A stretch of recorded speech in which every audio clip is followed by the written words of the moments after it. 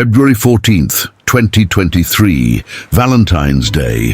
While most of the world was exchanging roses, chocolates, warm embraces and soft words meant to be remembered, a strange and quiet miracle was happening inside a small, dimly lit apartment in Novosibirsk, Russia. Outside, the Siberian winter was doing what it always did, crushing the city beneath sheets of darkness and sheets of ice. Temperatures dropped so low that even the local weather apps seemed tired of reporting them. The streets were empty. The wind sounded like a lonely creature crying across the frozen blocks of concrete. But inside apartment 4B, one man was sitting alone, hunched over his old laptop, tears streaming down his face. His name was Alexei Petrov, a 52-year-old factory worker with rough hands, tired eyes, and a heart that had been silent for far too long. He wasn't crying because he was lonely. He wasn't crying because it was Valentine's Day. He was crying because a song written by people he had never met, in a language he had never heard, somehow understood his entire life better than he ever could. And that moment, that tear-stained night, would start something nobody expected. In the next 72 hours, Alexei's reaction video would explode across Russian social media with 12 million views. In 3 weeks, Russian psychologists would name the sudden wave of emotional openness the Manila Effect. And in 6 months, something even crazier would happen. 2 governments, Russia and the Philippines, would sign a cultural agreement born not from politics, not from money, not from diplomacy, but from 3 chords and the truth inside them. But before all of that, there was just one man, one laptop, one frozen Valentine's Day, and one song. Alexei's life had never been extraordinary. He wasn't a politician or a musician. He wasn't a traveler. He had barely left Siberia, except for mandatory factory training in Kazakhstan 20 years ago. For 28 years, he had worked night shifts at a cold, loud automotive parts factory. His routines were so fixed they almost felt carved in stone. Work, sleep, eat, repeat. 12-hour shifts where the machines roared too loudly for conversation, where the fluorescent lights hummed like ghosts, where men stood beside each other but felt miles apart. He had a daughter once, still alive of course, but no longer part of his daily world. Katya, brilliant and ambitious, had moved to Germany for university 3 years earlier. She never moved back, not out of anger, not out of some dramatic family fight. Just life moving forward without him. His ex-wife remarried. His childhood friends scattered across Russia. Some drifted away, some stopped calling. Some were simply swallowed by time. He wasn't depressed, he wasn't broken. He was simply empty, like a house after all the furniture has been removed. The walls still stand, but they no longer echo with life. That Valentine's night, Alexei couldn't sleep after his shift. His back hurt, his mind felt foggy. He sat at his laptop, letting YouTube autoplay random videos to distract him. At 4:03 a.m., the algorithm recommended something strange. Russian man cries singing foreign song. 10 ME views. Normally, he hated viral emotional videos. Too dramatic, too fake, too performed. He almost scrolled past it, almost. But something, a whisper, a curiosity, a tug, made him click. The video opened with a middle-aged man in a smoky Moscow karaoke bar. The lighting was cheap. The microphone crackled. Nothing seemed special until the man began to sing. It wasn't Russian, it wasn't English. It sounded Southeast Asian. Alexei had no idea what language it was, but halfway through the performance, the singer's voice cracked, not the fake acting kind, not the kind done for views, but the kind that comes straight from a wound that never healed. The kind that escapes before you can stop it. Even the cameraman started crying. The phone shook. A woman in the background covered her mouth, as if something inside her was breaking too. Alexei scrolled through the comments. I don't understand the words, but this song destroyed me. I've never felt so seen by music I don't even speak. Why does it feel like this song is about my life? Thousands of comments, all Russians, all saying the same thing. Alexei clicked the song title. The song was Anak, written in 1978 by Filipino icon Freddie Aguilar. Alexei clicked the original video. At first, it was simple, just a man and his guitar. No flashy production, no digital perfection. But as the melody filled the room, something inside him cracked. There was something in the voice, strength mixed with vulnerability, regret blended with hope, confession and prayer in one breath. And then he found a translated version of the lyrics. The song was about a child who disappointed his parents, a son who drifted far from home, a parent who never stopped loving him, even through the silence. Alexei read the lyrics once, then again, then again. By the third time, his hands were trembling.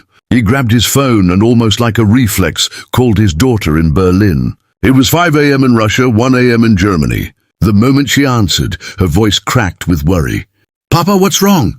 He hadn't called her in 4 months. Not because he didn't care, but because he didn't know how to start anymore. He didn't know how to say, "I miss you.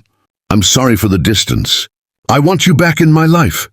But the song had given him permission. "Nothing is wrong," he whispered. "I just wanted to hear your voice." There was a long silence, and then, softly, "I miss you, Papa." "I miss you too, Katya, so much." They talked for 2 hours about nothing important and everything important. When they hung up, Alexei cried harder than he had in years. Still emotional, still shaky, still awake at dawn, Alexei did something unthinkable. He hit record. He pulled up the instrumental version of Anak. He sang it, bad accent, broken pronunciation, raw voice, real emotion. And he uploaded it with one sentence. "For every parent and child who forgot how to talk, this song is a bridge." He closed the laptop and fell asleep. When he woke up hours later, 8:47 notifications exploded on his phone.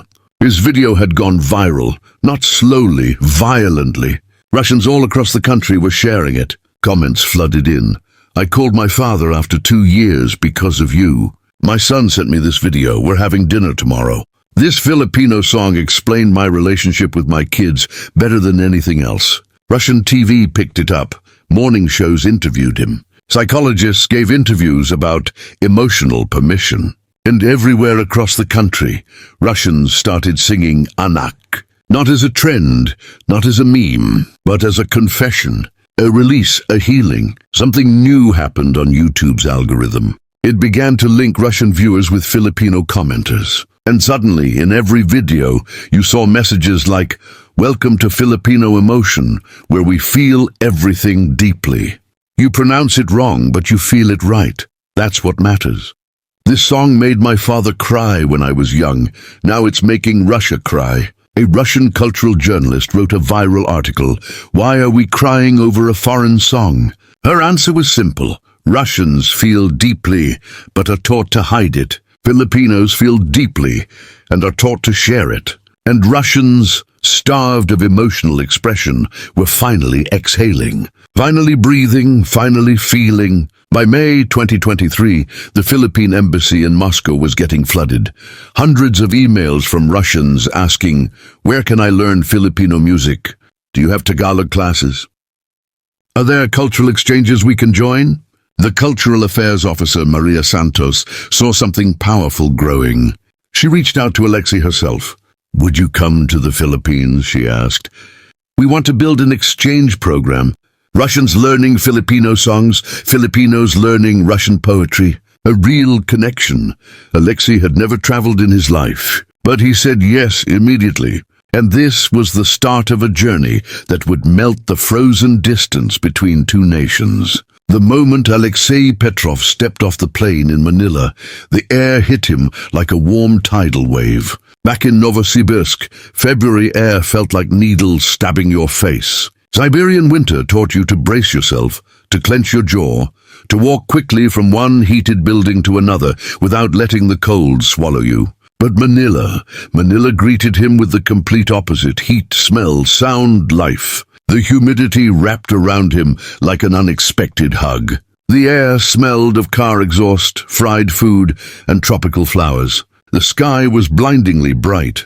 Honking jeepneys rattled past outside. People laughed loudly. Strangers smiled at him. It was overwhelming. It was chaotic. It was warm. Warm in a way he had forgotten the world could be. A small Filipino documentary crew waited at the airport holding a sign, "Welcome Alexei Petrov, the man who made Russia feel again." He froze. People back home had recognized him a few times, mostly shy factory workers or mothers who thanked him in grocery stores. But this, being welcomed like he was someone important, felt unreal. Maria Santos, the cultural affairs officer, approached him first. She shook his hand with both of hers, a gesture that startled him with its sincerity. "Mr. Petrov, welcome to the Philippines," she said. "We've been waiting for you." Alexei, unused to attention, bowed awkwardly. I'm just a factory worker," he muttered. Maria smiled. "Not anymore." They drove through Manila traffic for more than an hour. To someone from quiet Siberian streets, it felt like a river of chaos.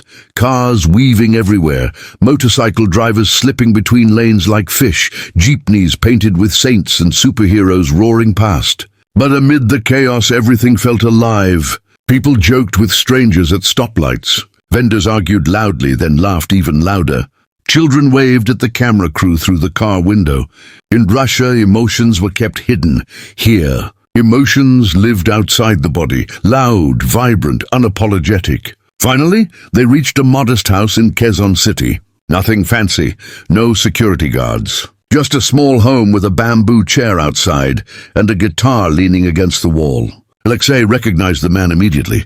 The face had aged, yes. The hair was grayer, the body more fragile. But the eyes were unmistakable, deep, soulful, the eyes of someone who had carried decades of pain and turned it into music. Freddie Aguilar, the man who wrote Anak, the man who unknowingly changed Alexei's life, the man whose song had become a bridge between two countries. Alexei's throat tightened, his palms grew sweaty. What do you say to someone who healed a wound you never told anyone about? The documentary cameras were already rolling when Freddie stepped forward. He extended his hand. Alexei, overwhelmed, almost forgot to take it. Freddie spoke first through a translator. "I heard your version. You sang not with perfection but with truth." Alexei's voice cracked. "Your song helped me call my daughter." After years of silence, Freddie nodded gently, as if he understood every unspoken detail. "I wrote Anak because I failed my parents," Freddie said softly. "It was my apology, my confession, my hope." He placed a hand over his own heart. "I never imagined it would travel so far to someone like you." Alexei's eyes filled with tears. He tried to blink them away, embarrassed, but Freddie only smiled kindly. "Real men cry," Freddie said. "In my country, it is normal." That single sentence broke something inside Alexei again. Not painfully, but in the way a frozen river finally cracks open for spring. Freddie led him inside. The house was simple, family photos, a woven rug, a few trophies from past decades.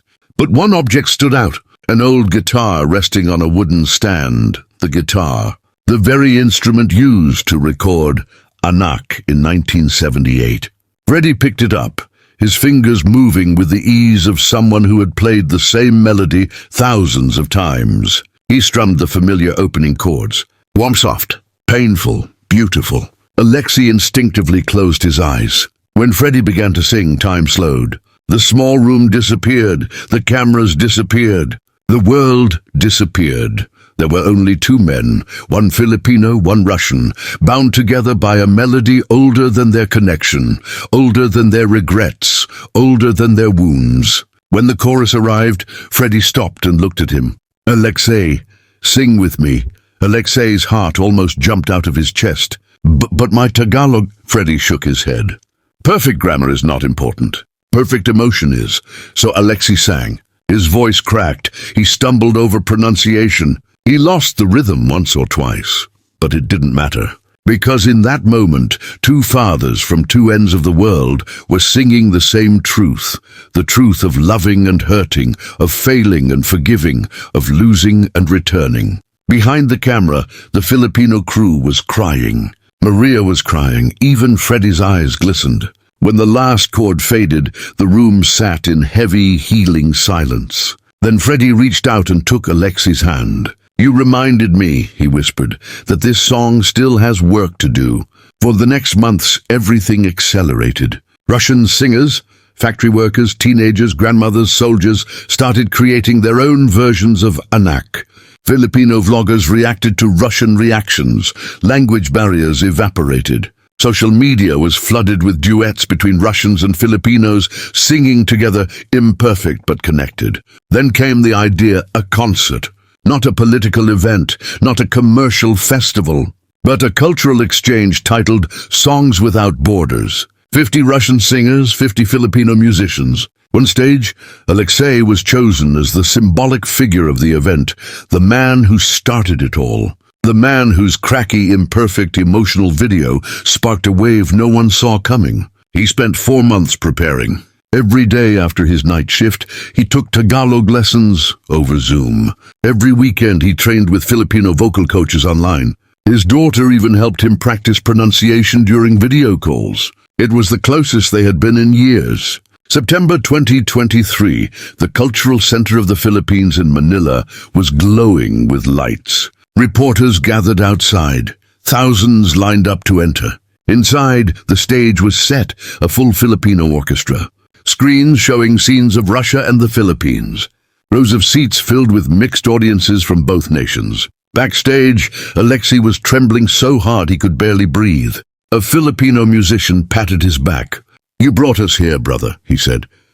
"You don't need to be perfect, just be honest." The lights dimmed. The host spoke. "And then, please welcome Alexei Petrov." He stepped onto the stage. The audience went silent, not out of judgment but respect. The orchestra behind him waited. Alexei gripped the microphone with shaking hands. He swallowed hard. Then in slow, careful Tagalog, he practiced for months. He said, "Salamat po. Thank you for the music. Thank you for the love." The crowd exploded. Cheers. Applause, whistles, tears. Alexei took a deep breath. The first guitar chords began. He started singing Anak. His accent was still Russian. His voice wasn't professional. But his emotion was real. And that made all the difference. Halfway through the chorus, something magical happened. The Filipino audience began singing with him. Thousands of voices merging into one overwhelming wave of sound. Then on the live stream, Russians watching from homes, bars, cars, and lonely apartments across Siberia began singing too. Two nations separated by 7,000 miles. Two cultures shaped by different histories. Two peoples who had never once shared a stage. Now singing the same song, together at the same time. After the concert, something unprecedented happened. The Russian and Philippine governments signed a formal cultural partnership. Not born from pressure, not born from negotiation, but born from something simple and impossible to control, human emotion. The partnership included music exchange programs, cultural scholarships, Filipino music lessons in Russian schools, Russian literature workshops in the Philippines, joint choral festivals, documentary projects. But the real treaty wasn't written by politicians. It was written by millions of ordinary people, in tears, in comments, in songs. Today, Alexei still works at the factory, still lives in the same small apartment, still walks the same snowy streets. But every Sunday, something new happens. His daughter calls. They talk for hours, they laugh, they share stories. Sometimes, they even sing Filipino songs, Russian songs, songs with no borders. She is visiting him this Christmas, the first time in 4 years. In Moscow, karaoke bars report a 300% increase in Filipino songs. In Siberia, therapy groups use Anak as a conversation starter for families. Filipino workers in Russia say they're treated differently now, not as outsiders, but as people whose culture softened the Russian heart. And in Gorky Park, Moscow, a small monument now stands. 2 hands releasing a dove. Under it, carved in both languages, Anak, hindi kita malilimutan. Childless, I will never forget you.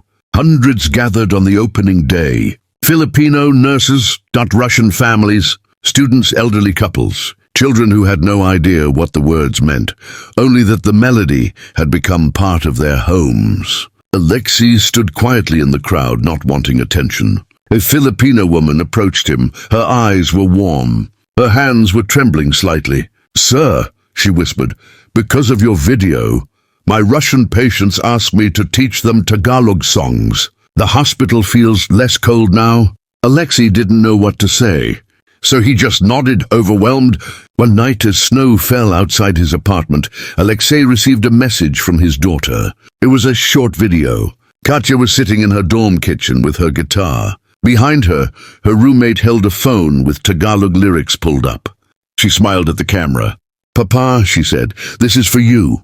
Then she began to sing the opening lines of Anak, softly, gently, with an accent as clumsy as his had once been. By the second line, Alexei's tears were streaming. By the chorus, he was holding the phone to his chest. And at the end, she said, "Papa, thank you for calling me that night. I think that song saved us." Alexei wiped his eyes. "No," he whispered to the empty room, "you saved me." This whole journey, this movement across 2 continents, was never really about viral trends or algorithms or cultural policies. It was about something deeper.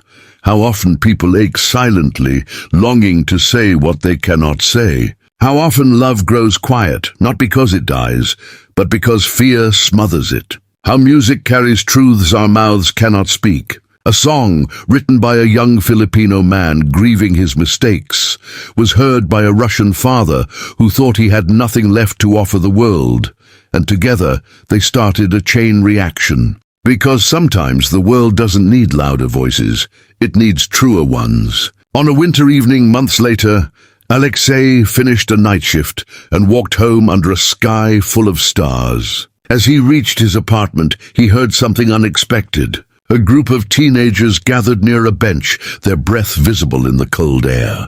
They were huddled around a phone, singing in Tagalog, singing Anak. Their voices were imperfect. Their accents were heavy. Their hearts were open. Alexei stood there silently listening to them, smiling. Not because the world had changed completely, but because a part of it, just a small corner, was warmer than before. And all it took was one song, one reaction video, one father finding his voice again, one bridge built from melody instead of metal.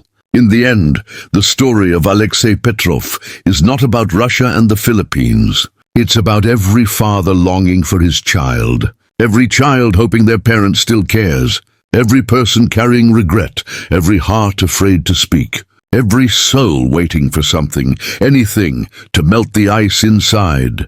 A song did what diplomacy couldn't. A melody did what politicians didn't even try. A man who thought he was invisible became a symbol of connection. And somewhere in the coldest parts of the world, a warmth was rekindled, not from the sun, but from courage. The courage to feel, the courage to sing, the courage to call someone you love before it's too late.